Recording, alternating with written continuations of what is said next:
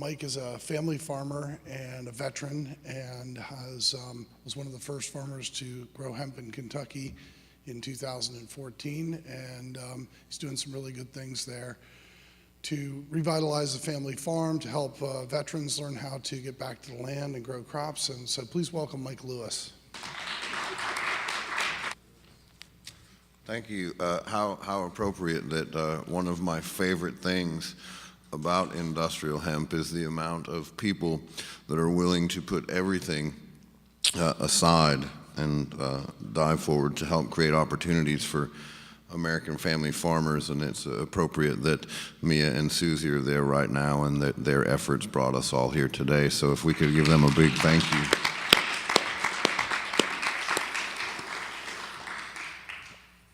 As Eric said, I come from, sorry everybody, the hemp state where we drink bourbon, and I have no idea what whiskey is. Has anybody thrown anything at me? I do have a little a video clip, but I'll show it in a minute. I think it's queued up. If somebody could take care of that technology. You just saw I handmade an American flag because my technical skills are very minimal. I actually did a little bit of research before coming here. It's really, oh, it's playing. There you go. We pause that, or should we just let it roll and we can talk after? It's up to you. If you want to pause it, he's right there. Yeah, if we could pause it, I'll play it in a minute. Does it have audio or no? Woo, thank you, buddy. You can see now why I didn't bring a PowerPoint. So I come at this from a very different, I think a very different perspective, and I want to tell you a little story about how I got involved with industrial hemp. But I first want to point out that in 1859, a year before President Lincoln gave a very impassioned speech here in this same location, I guess give or take a few feet maybe. I could probably find it if I move around enough.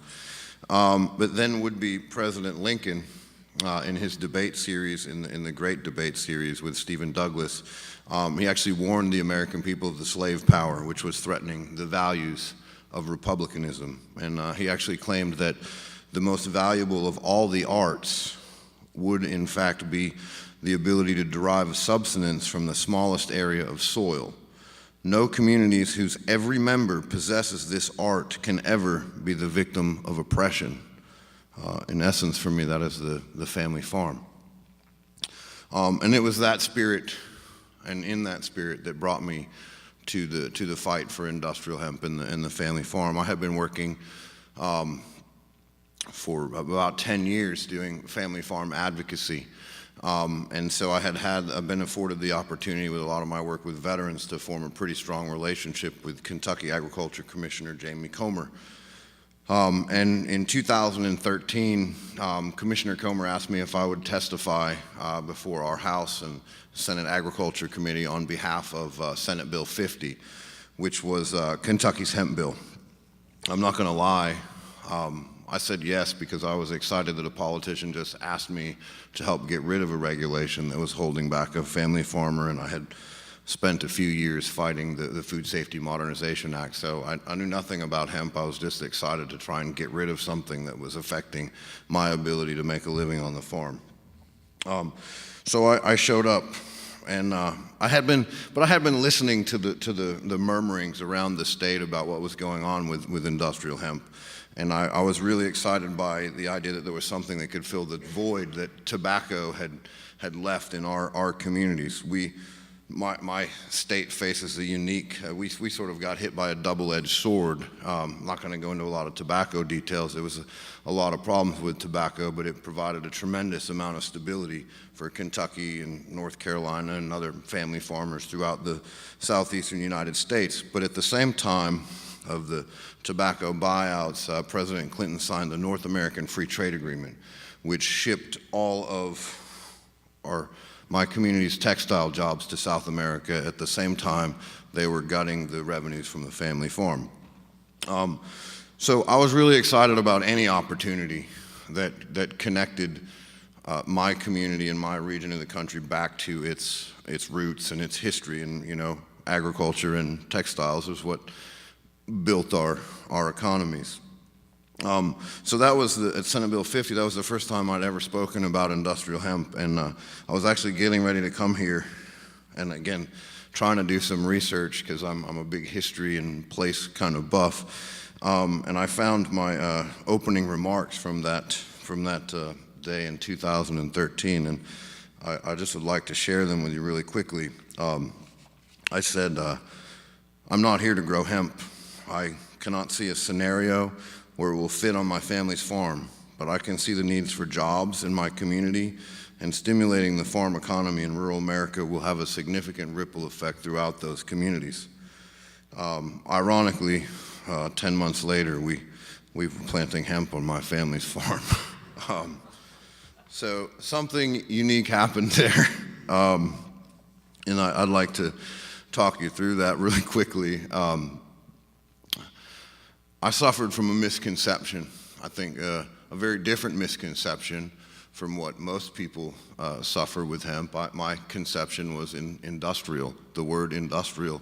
I am a small-scale family farmer. We farm at the western foothills of the Appalachian Mountains on a 126-acre farm. I have 12 tillable acres.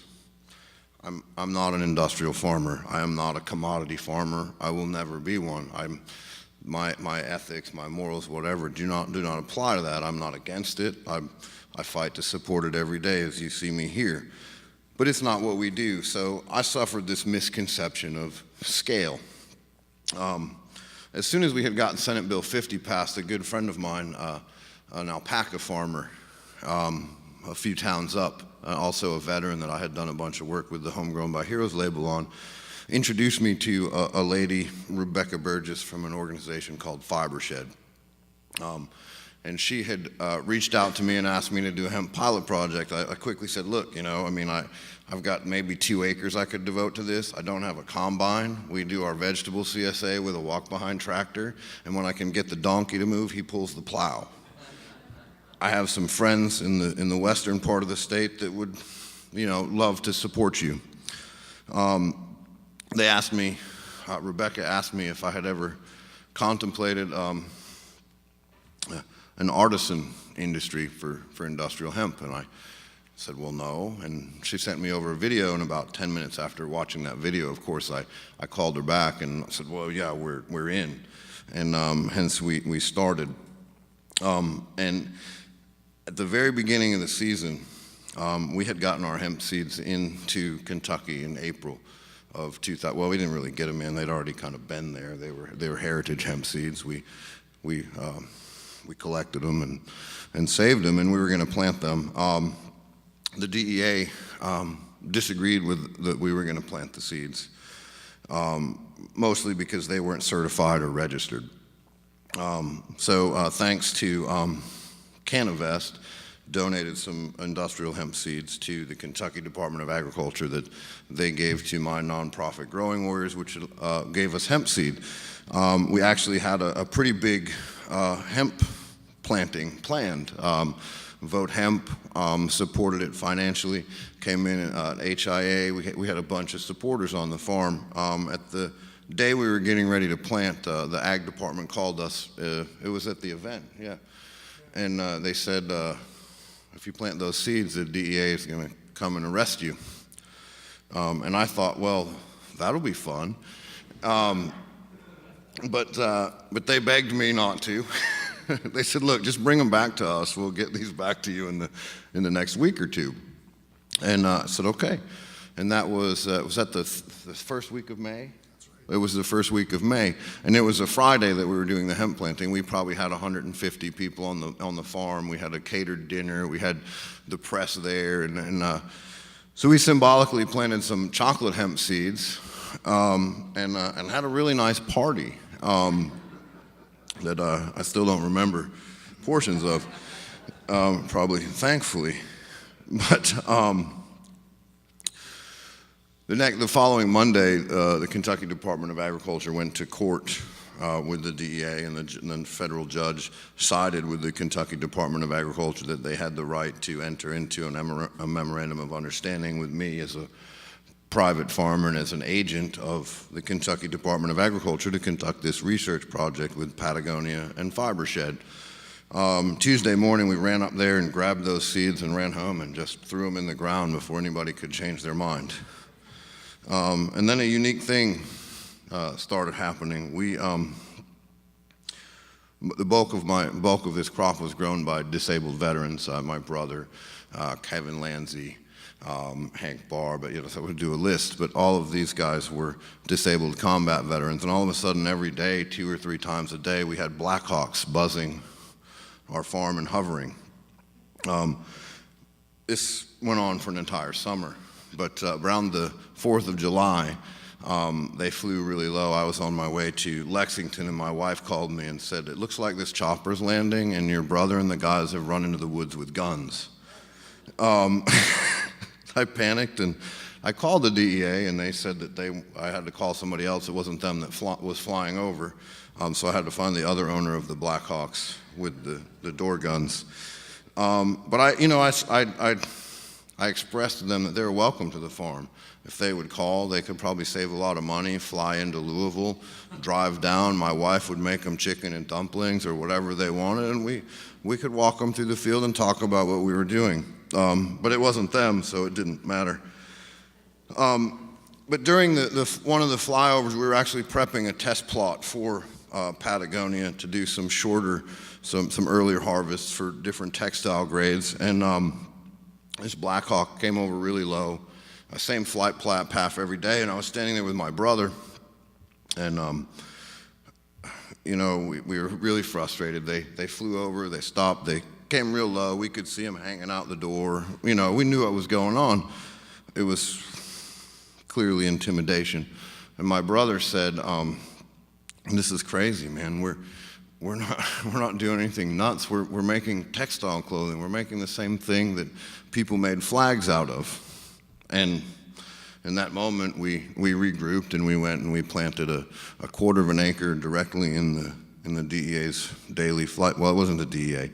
What I presumed was the DEA's flight path. We planted a 1/4, or I guess it was about 1/3 of an acre, in an American flag pattern with 13 stripes and 50 stars. I believe that you all have some great photos of that. They came out with a big crane and a drone or something else, and it was really good. My idea was just to get a big rubber band and maybe shoot me up in the air, but nobody was behind that but me.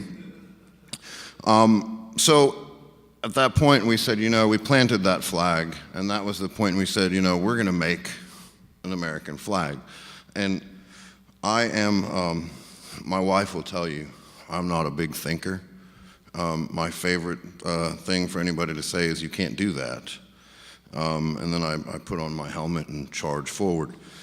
So we determined that not only were we going to make this flag, but we were going to make it the same way that Betsy Ross made her flag. We were going to hand process this. We were going to hand dye this using American skilled labor and create a valued product. So when Patagonia came to me and asked me about this, I expressly told them that my goal is to not participate in a commodity market. My farm cannot survive growing in a commodity market. They accepted that, and they funded our research for that season. I did preface my talk by telling you all I spent a significant amount of time working as a family farm advocate, so I'm going to dive into that for just a second in closing. One of the things I often like to ask people to think about is the decline in the number of family farms, and compare that with what I will call the loosening and tearing of the fabric that actually holds our rural communities together. And don't be mistaken, our rural communities hold together our urban communities. And if you put those two on a slope, you'll notice that the downward slopes match up almost identically. So it is, in fact, it's more than just fiber that tears and fades when you use cheap production methods and cheap goods to put it together. We've completely lost our connection with the land and the people who have fed us, and we've lost our sense of community. And for me, more importantly, our sense of place. I'm someone who spent 40 years trying to run away from my poor childhood on a sustainable family farm, only to find myself back on it, trying to create the same opportunity that I had for my children. As I said, my family farms in a small community. My main street is boarded up. It's run down. The businesses that used to thrive there are, the ones that are still there are struggling. If a veteran came home from serving this country and defending our freedoms, came home to my town in my state and decided they wanted to start farming and making a living off the land, they would have about an 80% chance of failure. That means it's more likely not that the land that they defended cannot and will not provide for them. I became involved in industrial hemp because I think that it represents an opportunity for my community and American family farmers to reshape the landscape of American agriculture and potentially global agriculture. Kentucky farmer and author and a mentor of mine, Wendell Berry, once wrote, "The industrial eater is, in fact, one who does not know that eating is an agricultural act, one who no longer knows or imagines the connections between eating and the land, and one whom, therefore, necessarily passive and uncritical, in short, a victim." In closing, I would like to personally ask, as you all leave here, that you consciously become active and speak up for injustice when you see it and fight for what you believe in. Be very critical and ask the hard questions and search for truth. And please remember that your purchasing power directs the future of the American and global economy, so purchase wisely.